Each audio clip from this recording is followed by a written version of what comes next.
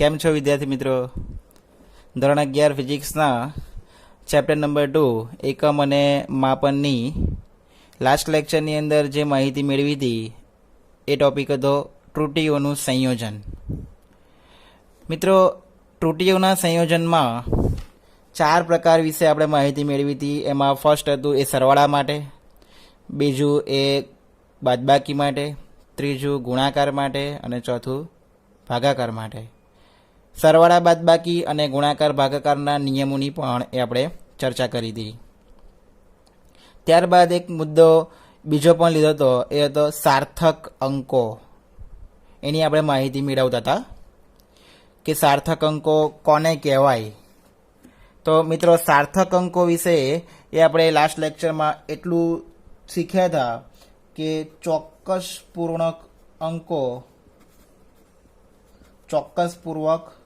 અંકો અને પ્રથમ અચોક્કસ અંક, ચોક્કસ પૂર્વકના અંકો અને પ્રથમ અચોક્કસ અંક આ બંને એક સાથે દર્શાવો ત્યારે જે સંખ્યા બને એને કહેવામાં આવે છે સાર્થક સંખ્યા. એને કહેવામાં આવે છે સાર્થક સંખ્યા. કોઈ પણ સાર્થક સંખ્યામાં જેટલા અંકો રહેલા હોય એ બધા અંકોને સાર્થક અંકો તરીકે એ ઓળખવામાં આવે છે. એનું એક ઉદાહરણ પણ લીધું હતું કે લોલકના દોલનનો આવર્તકાળ ધારો કે 1.62 સેકન્ડ છે, એવું આપણે લીધું હતું. તો આની અંદર આપણે સમજ્યા હતા કે એક જે છે એ કયો અંક કહેવાય? ચોક્કસ અંક કહેવાય. અને ઉપરાંત 6 અને 2 જે છે એ કયો અંક કહેવાય? અચોક્કસ અંક કહેવાય. તો આ એક સાર્થક સંખ્યા થઈ કહેવાય 1.62. તો આની અંદર સાર્થક અંકો કેટલા રહેલા છે સર, એવું માનવું હોય તો આપેલ સંખ્યામાં એક ચોક્કસ અંક છે, 2 અચોક્કસ અંક છે, ટોટલ કરીએ તો કુલ 3 એ શું થયા? સાર્થક અંકો થયા. આપેલ રકમમાં એ કુલ 3 એ સાર્થક અંકો છે તેમ કહી શકાય. ઓકે, તો આ રીતે આપણે એ માહિતી મેળવી હતી. ત્યારબાદ એક બીજું પણ ઉદાહરણ તમે લીધું હતું અને એમાં લંબાઈના માપનની વેલ્યુમને પણ તમે સાર્થક અંકો બતાવ્યા હતા. ત્યારબાદ મિત્રો એક પ્રશ્ન થાય કે આ સાર્થક અંકોની ઉપયોગિતા શું? તો સાર્થક અંકોની ઉપયોગિતા એ છે કે બિનજરૂરી ગણતરી, મોટી મોટી બિનજરૂરી ગણતરીની મહેનત ટળે છે. ખોટી ગણતરી એ કરવી પડતી નથી. બિનજરૂરી મહેનતની જે તમારી ગણતરી છે એ કરવાની જરૂર પડતી નથી. કેમ? કારણ કે આપણે દશાંશ ચિહ્ન પછી અમુક જ અચોક્કસ અંક સુધી આપણે જતા હોઈએ છીએ. બરાબર. નેક્સ્ટ એક મુદ્દો તમારો એ જરૂરથી એ ચર્ચા કરવો લાગે છે અને એ છે, ધારી લો કે આપણે એક રકમ એવી લઈએ કે 2.308 સેન્ટીમીટર લઉં છું.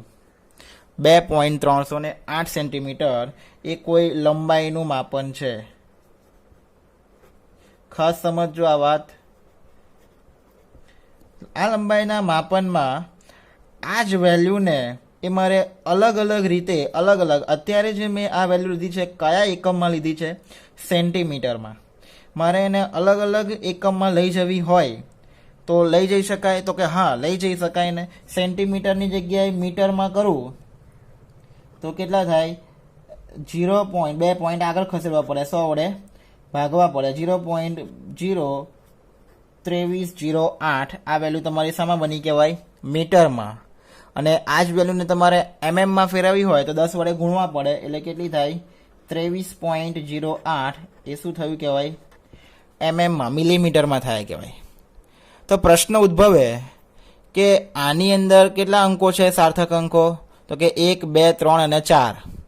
આની અંદર તો હવે કિંમતો વધી ગઈ, આ બે શૂન્યો, તો ખાસ ધ્યાન રાખજો મિત્રો, આ જે અંક છે એમની પણ સાર્થક અંક 4, આની અંદર પર 4 સાર્થક અંકો જ છે, આની અંદર પર 4 જ સાર્થક અંકો છે, અને આની અંદર પણ 4 જ એ અંકો સાર્થક અંકો તરીકે છે તેમ લેવાય. એનો મતલબ એવો થાય કે કોઈ પણ રકમ હોય એનો તમે એકમ બદલો છો તો એ એકમ બદલવાથી એની સાર્થક અંકોની સંખ્યામાં કોઈ ફરક પડતો નથી. તો સર આ 0.0 લખ્યા તો 2 0 તો એડ થયા, તો આ 2 0ને કેમ નહીં લેવાના? તમે અહીંયા આ વચ્ચેનો એક 0 છે એને તમે લીધા, અહીંયા આ 2 0 છે એને તમે ન લીધા, અહીંયા જે 0 છે એને તમે ફરી લીધા ગણતરીમાં. તો એવું કેમ? તો મિત્રો એના માટે જ આપણે સાર્થક અંકોના નિયમો તરફ એ આગળ વધવું પડશે. આ દરેકે દરેક બાબતની ચર્ચા એ સાર્થક અંકોના નિયમોની અંદર એ ઓલરેડી કરવામાં આવેલી છે, અને નિયમો પરથી જ તમે કોઈ પણ રકમમાં કોઈ પણ વેલ્યુમાં કેટલા સાર્થક અંકો છે તેની ગણતરી એ કરી શકો છો. તો હવે આપણે આગળ વધીએ છીએ અને એ મુદ્દો છે સાર્થક અંકો નક્કી કરવાના નિયમો. ખાસ સમજી લેજો. ત્યારબાદ આના પરથી એના દાખલા પણ છે, સાર્થક અંકો નક્કી કરવાના નિયમો. પહેલા તો આપણે સાર્થક અંકો નક્કી કરવા પડે, ત્યારબાદ આગળ વધાય. તો એમાં નિયમ નંબર 1, બધા જ નિયમો ધ્યાનથી સમજજો. નિયમ નંબર 1, બધા જ શૂન્યેતર અંકો, બધા જ શૂન્યેતર અંકો સાર્થક અંકો છે.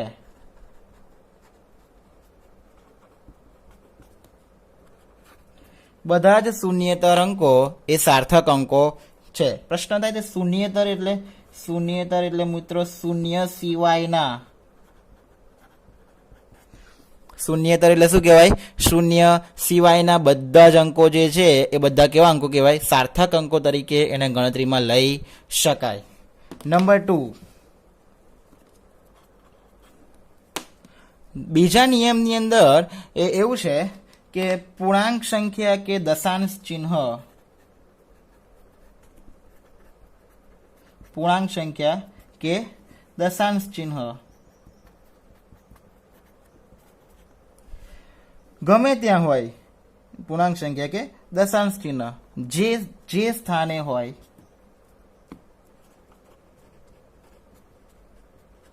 તો પણ તેવી બધી જ શૂન્યેતર અંકો એ સાર્થક અંકો છે.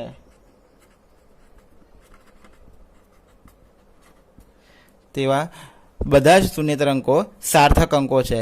એનો મતલબ એવો થાય કે આપણે કોઈ પોઈન્ટ વાળી વેલ્યુ લઈએ છીએ, જેમ કે 1 2 0 0 0 7, આ આંકડો લીધો 1 2 0 0 7.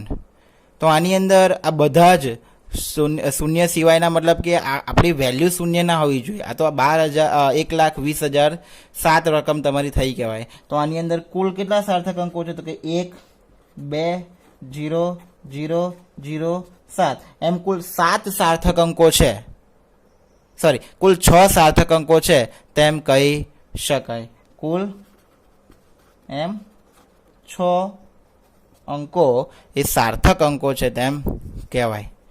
તો ધ્યાન રાખજો, પહેલો બધા જ શૂન્યેતર અંકો એ અંકો સાર્થક અંકો છે, મતલબ કે શૂન્ય સિવાયના બધા અંકો સાર્થક અંકો કહેવાય. બીજું, કોઈ પૂર્ણાંક સંખ્યા હોય કે જેમાં દશાંશ ચિહ્ન કોઈ પણ સ્થાને હોય તો એ બધી જ કિંમતો એ શું કહેવાય? સાર્થક અંકો તરીકે નક્કી કરવામાં આવે છે. હવે નેક્સ્ટ પોઈન્ટ એ સૌથી મહત્વનો છે. નિયમ નંબર 3, પૂર્ણાંક સંખ્યામાં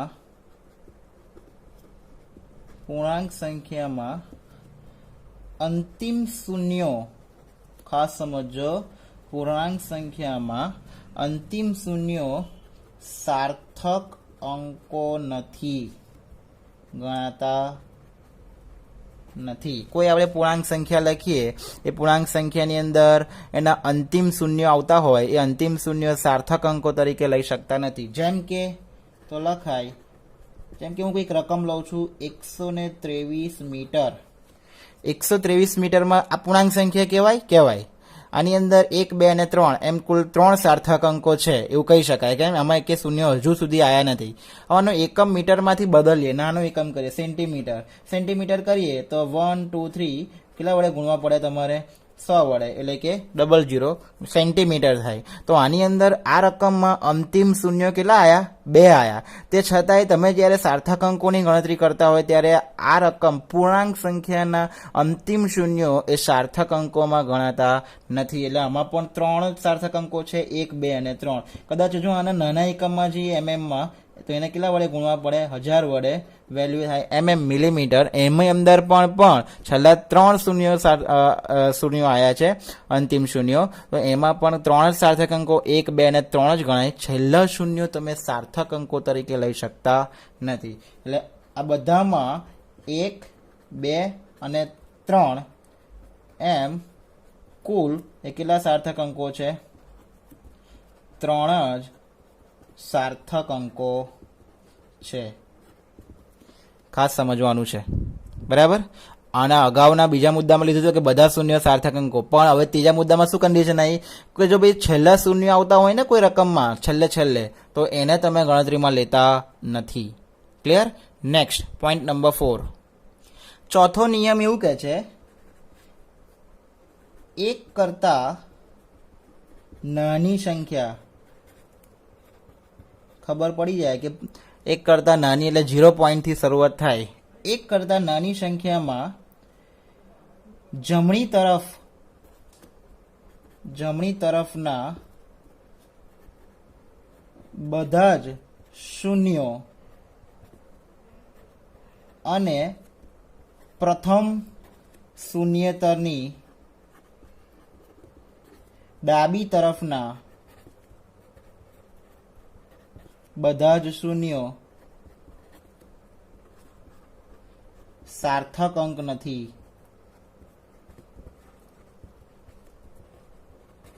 એટલે કે ઉદાહરણથી સમજીએ કેવી રીતે. માની લો કે 1 કરતા નાની એટલે 0.0 થી શરૂઆત થવાની, 0.02308 કોઈ બી વેલ્યુ લઈએ છીએ આપણે, બરાબર. આન્સર ઇઝ ઇન મીટરમાં છે. હવે એમાં આ પહેલો વેલ્યુ કઈ આવી તમારી? 0, જે સાર્થક અંક ગણાતી નથી, કારણ કે 1 કરતા નાનીમાં જો ધ્યાન રાખજો દશાંશ ચિહ્નની પહેલાના તો ના જ ગણાય. હવે દશાંશ ચિહ્ન પછીના કેટલા સુધીના તમારે સાર્થક અંકો ક્યાંથી ગણવાનું સ્ટાર્ટ કરવાનું? તો આ પણ કયું અંક કહેવાય તમારું? 0, એટલે આ પણ ગણાય નહીં. આ કયું પહેલું આવી ગયું? 2 એ કયો અંક કહેવાય? સાર્થક અંક કહેવાય. એટલે આ 2 ની પહેલાના જેટલા પણ શૂન્યો ડાબી બાજુના આવે છે એ બધા સાર્થક અંકમાં ગણતરી લેવાતી નથી. તો આની અંદર સાર્થક અંકો કયા કયા કહેવાય? તો કે 2 કહેવાય, પછી 3 કહેવાય, પછી આ 0 કહેવાય, પછી આ 8 કહેવાય. આ 4 કુલ સાર્થક અંકો છે. સર કેમ નહીં ખબર પડે 0 લેવા કે નહીં? જો 0, 2 કોઈ સાર્થક અંકોની વચ્ચે હોય તો તમે જે તે વેલ્યુને એ સાર્થક અંકમાં ગણી શકો છો. ક્લિયર? એટલે આની અંદર કુલ કેટલા સાર્થક અંકો છે? તો કે 4. કયા કયા? તો 2, 3, 0 અને 8. ખબર પડી ગઈ? કદાચ આવી વેલ્યુ હોય 0.01009 મીટર, આવી રકમ છે. આ બીજી 1 કરતા નાની જ થઈ ને. 0 પોઈન્ટથી ચાલુ થાય એટલે બધી વેલ્યુ 1 કરતા કેવી કહેવાય? નાની. હવે આની અંદર કેટલા તમારા સાર્થક અંકો છે એ લેવું હોય તો તમારે દશાંશ ચિહ્નથી જમણી બાજુ જવાનું. જ્યાં પ્રથમ શૂન્યેતર અંક આવે ત્યાં અટકી જવાનું. શૂન્યેતર એટલે શૂન્ય સિવાયનો આ રહ્યો. એની આગળના બધા જ શૂન્યો તમારા સાર્થક અંક ગણાય નહીં. એની પાછળના બધા જ અંકો સાર્થક અંક ગણાય, ભલે શૂન્ય હોય તો પણ. એટલે આ તમારું સાર્થક અંક 2, 3, 4, 5 ટોટલ કેટલા થયા? 5 સાર્થક અંકો. કયા કયા? તો કે પહેલો 1, પછી 0, પછી 0, પછી 9 અને પછી 2. જોઈ લો, એમ કુલ 5 સાર્થક અંકો એ બીજી વેલ્યુમાં છે તેમ કહેવાય. આ તમારા બંનેના ઉદાહરણ થઈ ગયા. ઓકે. હવે આ 4 નિયમોમાં પહેલો નિયમ કયો આવ્યો? બધા જ શૂન્યેતર અંકો સાર્થક અંકો છે. બીજો શું આવ્યો? શૂન્ય પૂર્ણાંક સંખ્યા હોય કે દશાંશ ચિહ્ન હોય એમાં પણ બધા શૂન્યેતર અંકો એ કેવા કહેવાય? સાર્થક અંકો કહેવાય. જો 2 અંકોની વચ્ચે શૂન્ય આવતું હોય તો એ શૂન્ય પણ એ સાર્થક અંક તરીકે જ કહેવાય. એટલે અહીંયા જે કહ્યું છે ને આપણે બે શૂન્યોની વચ્ચે જે બે અંકોની વચ્ચે જે શૂન્ય આવે છે એ શૂન્ય પણ સાર્થક અંક તરીકે ગણાય. ત્રીજું શું આવ્યું, તમે એકમો બદલો તો અંતિમના જે શૂન્યાંકો આવે કોઈ પણ રકમના છેલ્લા શૂન્યાંકો, તો એ છેલ્લા શૂન્યાંકોને સાર્થક અંકોમાં તમે ગણતા નથી. આ સ્પેશિયલી કયા માટે છે? પૂર્ણાંક સંખ્યા માટે, અપૂર્ણાંક માટે નહીં. પોઈન્ટ વાળામાં આ મુદ્દાની ચર્ચા પોઈન્ટ માટે નથી, આ ખાલી પૂર્ણાંક સંખ્યા માટે છે. નંબર 4, એક કરતાં નાની હોય તો એમાં જમણી તરફ જવાનું, જે પહેલો શૂન્યાંક પ્રથમ શૂન્યતર અંક આવે એની આગળના બધા શૂન્યો એ તમારા ગણાતા નથી. એટલે આની અંદર આ 1 અને આ 2 શૂન્યો ગણાશે નહીં, બાકીના 5 શૂન્યો તમારા ગણાશે. હવે આગળ વધીએ છે નિયમ ક્રમાંક 5 તરફ. ખાસ સમજો, 5મા પોઈન્ટમાં એવું છે કે દશાંશ ચિહ્નવાળી, ખાસ સમજો, દશાંશ ચિહ્નવાળી સંખ્યામાં અંતિમ શૂન્યતર અંક પછી, અંતિમ શૂન્યતર એટલે શૂન્ય સિવાયના અંક પછી ના બધા જ શૂન્યો સાર્થક અંક ગણવા. ખાસ ધ્યાન રાખજો, ત્રીજો મુદ્દો અને 5મો મુદ્દો અહીંયા ટોટલી મિસમેચ થાય છે. અહીંયા લખ્યું છે પૂર્ણાંક સંખ્યામાં અંતિમ શૂન્ય ગણવા નહીં. અહીંયા લખ્યું છે દશાંશ ચિહ્નવાળી સંખ્યામાં અંતિમ શૂન્ય સાર્થક અંકો ગણવા. જેમ કે કોઈ એક ન્યુમેરિકલ એક્ઝામ્પલ લઈએ. ઉદાહરણ તરીકે તમને આપ્યું છે કોઈ રકમમાં 3500, 3.500. તો આની અંદર કુલ એ કેટલા સાર્થક અંકો ગણાય? તો 3 તો ગણાય જ, 5 પણ ગણાય, અને પોઈન્ટ છે દશાંશ ચિહ્નવાળી રહે. દશાંશ ચિહ્નવાળી સંખ્યા હોય એટલે એના અંતિમ શૂન્યો પણ એ સાર્થક અંકો તરીકે ગણાય. એમ કુલ 4 સાર્થક અંકો રહેલા છે. સમજો, બરાબર છે? તો આ એક પોઈન્ટ પણ એ તમારે ધ્યાન રાખીને સમજી લેવાનું. કદાચ એક બીજું એક્ઝામ્પલ લઈએ. 0.06900 લો, આ નવું આવ્યું 0. હવે સમજવા જેવો છે. હવે ચોથાનો પણ ઉપયોગ કરવો જરૂરી છે. કેમ? કારણ કે રકમ 1 કરતાં કેવી બની? નાની. હવે 1 કરતાં નાની રકમ બને એટલે એનું પહેલું શૂન્ય તો આવે જ નહીં સાર્થક અંકમાં, બીજું બી ના આવે. કેમ? કારણ કે પ્રથમ શૂન્યતર અંકની આગળના બધાય શૂન્યો એ જતા રહે, કે ગણાતા નથી. હવે વાત આવે છે 6 તો ગણાશે કારણ કે એ સાર્થક અંક છે. એના પછીનો 9 ગણાશે. હવે આવે છે કયું વેલ્યુ? દશાંશ ચિહ્ન. આમાં બે વેલ્યુ થાય. સંખ્યા 1 કરતાં નાની છે અને પાછું એમાં દશાંશ ચિહ્ન છે. એટલે આ ચોથો અને 5મો બંને નિયમ એ આ સંખ્યાની અંદર એ તમારે ધ્યાનમાં રાખવા પડે. એટલે 6900માં છેલ્લા 0 છે એ દશાંશ ચિહ્ન હોવાથી આની અંદર 6900 એમ કુલ કેટલા આવે છે? 4 સાર્થક અંકો છે. આ પહેલા 2 સાર્થક અંકો એ ગણાતા નથી. સમજમાં આવી ગઈ વાત? તો મિત્રો કુલ 5 સાર્થક અંક નક્કી કરવાના નિયમો છે. 5 નિયમો કોઈ પણ અંક આપેલો હોય એ અંકમાંથી સાર્થક અંકોની સંખ્યા નક્કી કરવા 5 નિયમોને એ તમારે ધ્યાનમાં રાખવાના અને એના અકોર્ડિંગ ટુ એ તમારે એના ઇક્વેશન્સ પરથી અંકોની સંખ્યા લખવાની. નેક્સ્ટ, હવે જોઈએ છે આગળનો point, round of. Round of એટલે તમને ખબર જ છે કોઈ વેલ્યુને નાની કરવી અને એના ચોક્કસપૂર્ણ સચોટ મૂલ્ય તરફ એ આપણે જવાનો પ્રયત્ન કરવો. તો નેક્સ્ટ પોઈન્ટ જોઈએ રાઉન્ડ ઓફ. નેક્સ્ટ પોઈન્ટ છે રાઉન્ડ ઓફ માટેના નિયમો.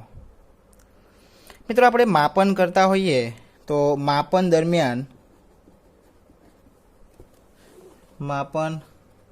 દરમિયાન જે મૂલ્ય મળે એ મૂલ્યમાં એ અમુક અનિશ્ચિતતા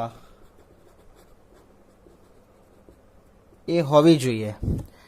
માપન દરમિયાન જે મૂલ્ય હોય મૂલ્યમાં થોડી અનિશ્ચિતતા તો હોવી જ જોઈએ. સાચું મૂલ્ય તમને ક્યારેય પ્રયોગ દરમિયાન મળે નહીં.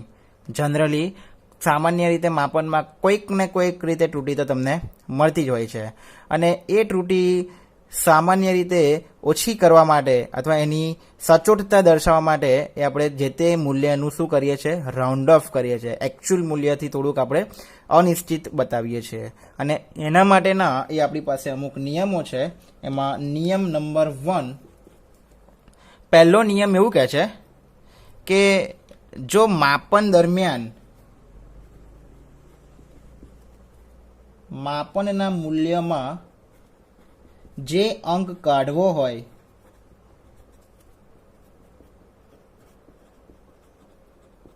જે અંક કાઢી નાખવો છે તે અંકની પાછળ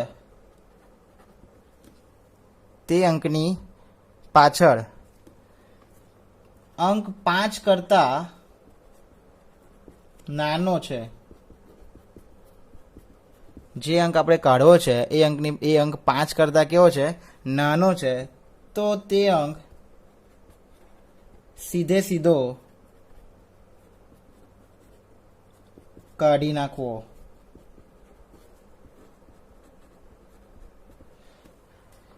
ઓકે, માપનના મૂલ્યમાં આપણે જે અંક કાઢવો છે એ અંક 5 કરતા કેવો હોય? નાનો હોય. તો એ અંક સીધો કાઢી જ નાખવો. એની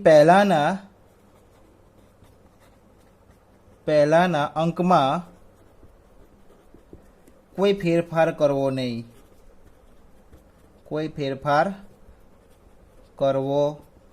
નહીં. ક્લિયર? એનો મતલબ ઉદાહરણ લઈને શીખીએ તો ઉદાહરણ તરીકે કોઈ એક રકમ લઈએ છીએ આપણે 2.753. આ 753 નિયમમાંથી છેલ્લો આંકડો આપણે શું કરી દેવો છે? 3 એ કાઢી નાખવો છે. 3 કાઢી નાખશો એટલે આપણી જે રકમ છે કેટલા સાર્થક અંકોમાં મળશે? 1, 2 અને 3 સાર્થક અંકો લગીને મળશે. આપણને કીધું હોય એટલા સાર્થક અંકો સુધી જવાનો પ્રયત્ન કરવાનો. 3 સાર્થક અંકોમાં 3 કાઢવો છે એ 5 કરતાં કેવી વેલ્યુ છે? નાની છે. એટલા માટે આને તમે રાઉન્ડ ઓફ કરવા હોય ને તો ડાયરેક્ટ શું લખી શકાય? 2.75. કેમ? 3 તમે ડાયરેક્ટ કાઢી નાખો છો. કેમ? તો કે 3 વેલ્યુ એ 5 કરતાં ઓલરેડી કેવી છે? નાની છે. તો તમે આગળના અંકમાં કોઈ ફેરફાર કરવાની જરૂર નથી. ઓકે. નંબર 2, જે અંક કાઢવો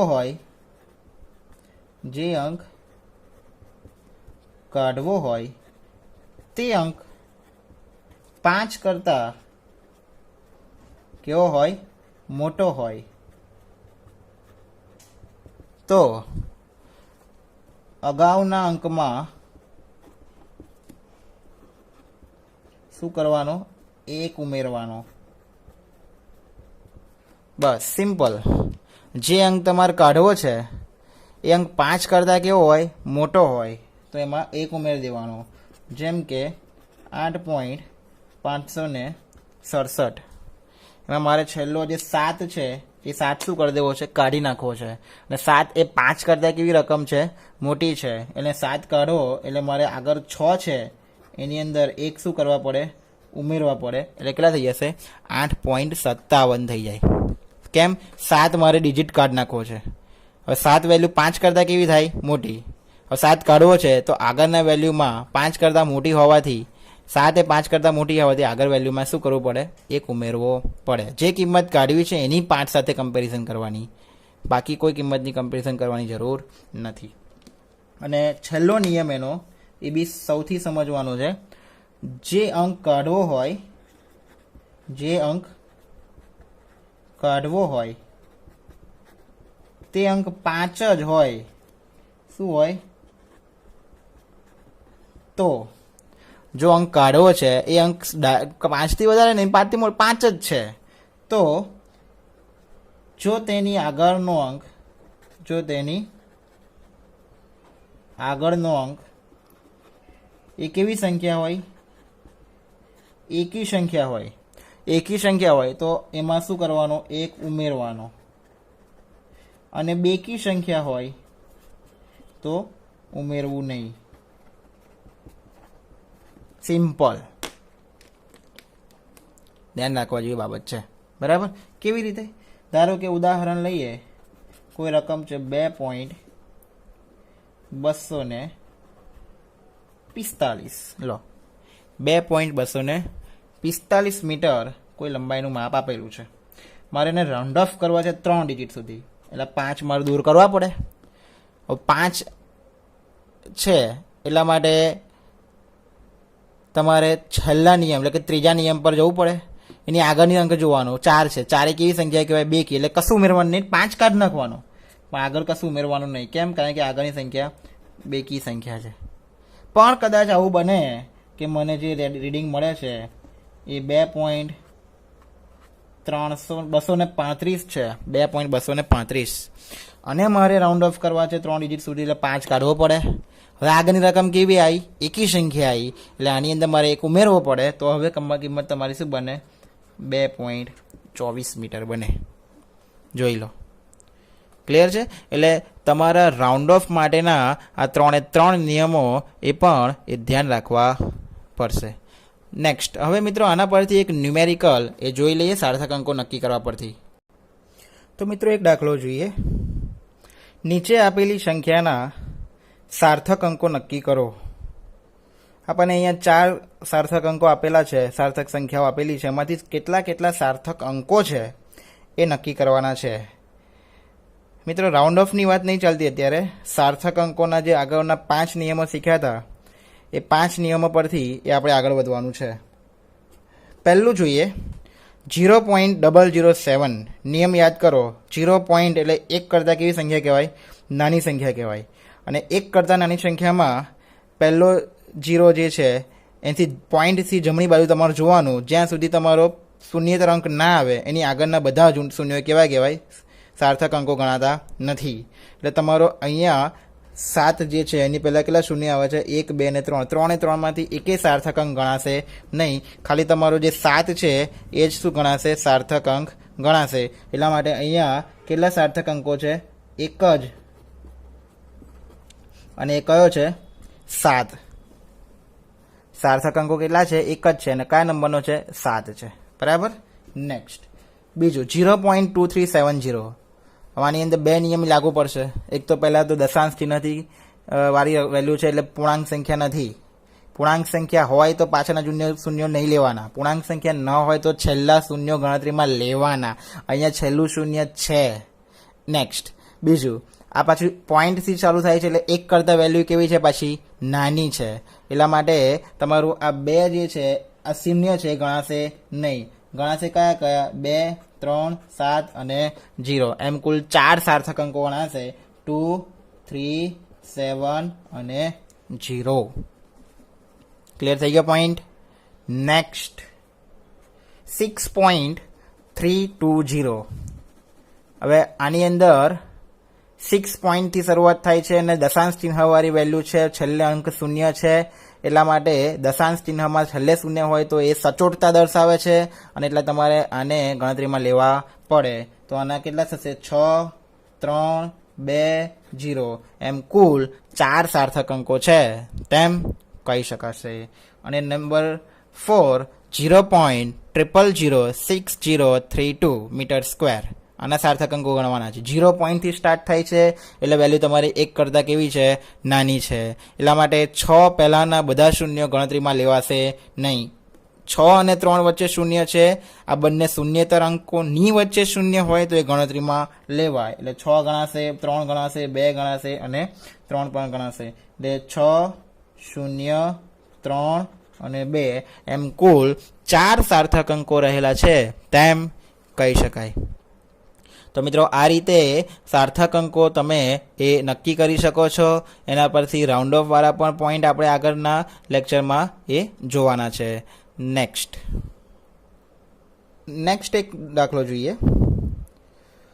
ઉદાહરણ નંબર 2.14 ટેક્સ્ટબુકનો.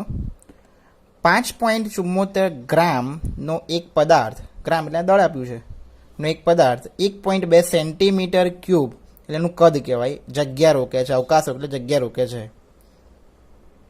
સાર્થક અંકોને ધ્યાનમાં રાખી તેની ઘનતા શોધો. તમને ખબર જ છે મિત્રો, ઘનતા બરાબર દળ ભાગ્યા કદ. દળ આપ્યું છે 5.74 ગ્રામ. કદ આપ્યું છે કેટલી જગ્યા રોપે છે? 1.2 સેન્ટીમીટર ક્યુબ. એટલે સિમ્પલ આ બેનો શું કરી દેવાનો? ભાગાકાર કરી દેવાનો. અને તમે જ્યારે કેલ્સીથી ભાગાકાર કરશો આનો જવાબ આવે છે 4.87,333. એકમ લખવું હોય તો લખાય ગ્રામ પર સેન્ટીમીટર ક્યુબ. હવે અહીંયા એક મહત્વની વાત કીધી છે, ઘનતા શોધો તો લખ્યું છે, એની પહેલાનું સ્ટેટમેન્ટ વાંચો. સાર્થક અંકોને ધ્યાનમાં રાખીને ઘનતા શોધવાની છે. હવે જ વિચારવા જેવી વાત એવી છે કે આની અંદર સાર્થક અંકો કેટલા છે? 1, 2 અને 3 સાર્થક અંકો છે. આની અંદર સાર્થક અંકો કેટલા છે? 1 અને 2 સાર્થક અંકો છે. એકમાં 3 સાર્થક અંકો છે અને એકમાં 2 સાર્થક અંકો છે. હવે આમાં કેટલા સાર્થક અંકો મળી જવું પ્રશ્ન થાય. તો એકમાં 3 છે સાર્થક અંકો અને એકમાં 2 સાર્થક અંકો છે. તો તમારે આ બંનેમાંથી નાનામાં નાનો અંક જોવાનો, સાર્થક અંક જોવાના. નાનામાં નાના સાર્થક અંકો કેટલો છે? તો કે લઘુત્તમ કેટલા છે? 2 અંકો છે, સાર્થક અંકો છે. તો આપણે રકમમાં 2 સાર્થક અંકો હોવાથી ઓછામાં ઓછા આપણે જવાબમાં આપણે કેટલા સુધી રાઉન્ડ ઓફ કરવાના?